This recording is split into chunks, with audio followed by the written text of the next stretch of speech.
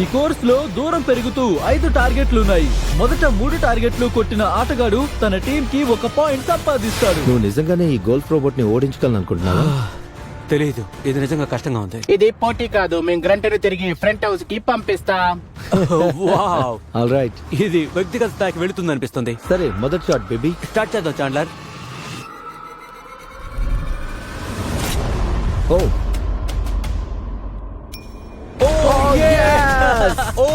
నువ్వు చేసేసావు. Let's go.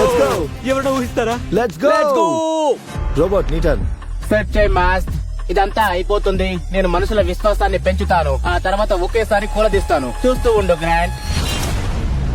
అది వెనలా చాలా స్మూత్ గా ఉంది. Oh no! అదిగో చూడండి, అదే 1 point. Oh wow dude, 1-1. Robot కు 1 పాయింట్. ఇక అంతా అయిపోయింది అందగాడా. నీ స్ట్రాటజీ ఏంటి? మనం 150 యార్డ్కి వెళ్దాం.